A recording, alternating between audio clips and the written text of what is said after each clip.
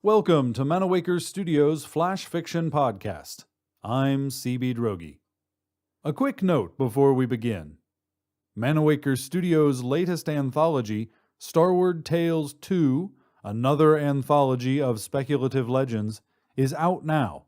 Starward Tales 2 is a collection of myths, fairy tales, and legends retold in speculative settings.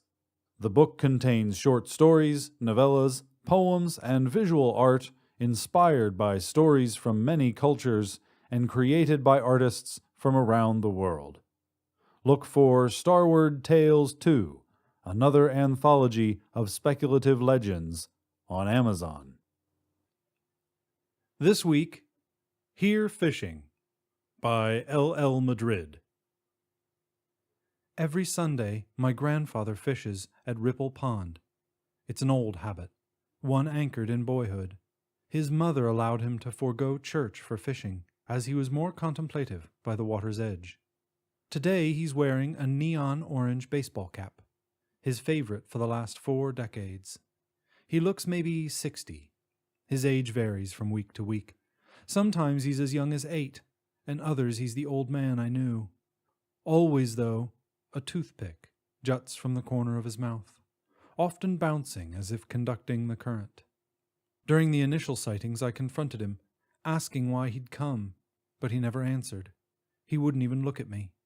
Instead, he'd wind his reel, grab his tackle, and leave, disappearing at the tree line. I've spent 6 months of Sundays watching him fish.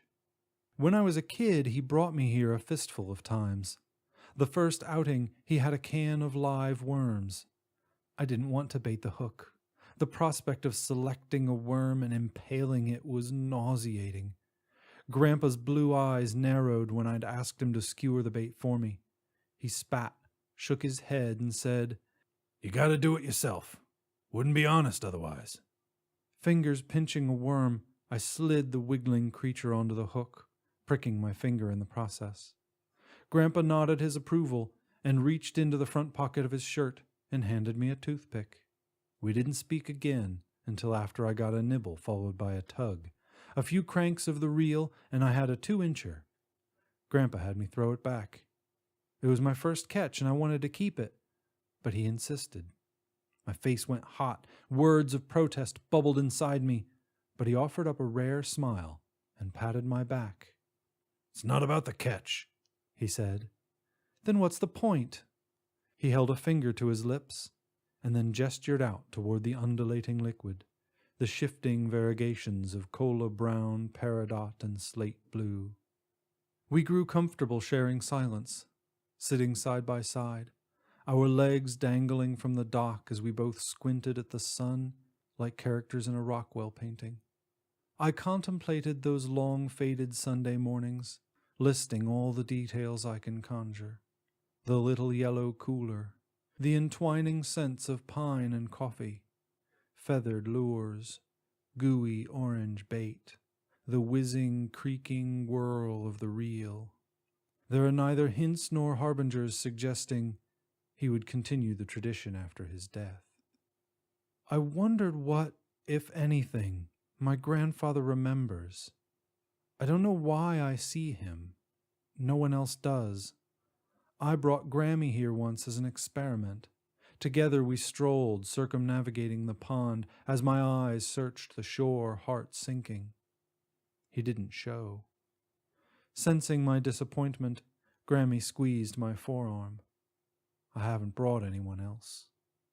Now, from under the shade of a great pine, I watch Grandpa rummaging through his tackle box, shifting its contents with his fingertips, taking careful steps. I approach, my hand clenched tight, encasing an old pocket knife. Sometimes he knows who I am. Mostly he thinks I'm a stranger. Others see him, not people who knew him, but joggers, dog walkers, occasional anglers. They exchange nods, proof of awareness. Today, I have a plan. My grandfather's stare holds steadfast on the red and white bobber floating on the water below, even as I crouch beside him. I lay a hand on his shoulder. It is solid and warm. At last he looks at me, and I reveal the pocket knife, the one he'd carried since Korea, the knife I've kept on me since his funeral. You dropped this. The toothpick stills, and there's a glint in his eye. He shakes his head. Hush now, you'll scare the fish away. I sit beside him on the damp wooden planks. Dragonflies skim the water like thrown stones scattering the falling sunbeams. When I glance down at my legs, I see that his are gone. I am alone on the dock. Next to me rests a solitary toothpick. A sigh of a laugh escapes me, and I return my gaze to the pond. This has been Here Fishing, written by L. Madrid. Flash Fiction Podcast is supported by Manawaker Studios patrons on Patreon, the voluntary pay-what-you-want subscription service. Patrons get perks like access to patron-only stories and behind-the-scenes info. Higher tiers grant a subscription to Manawaker Books, or even an honorary title within the studio.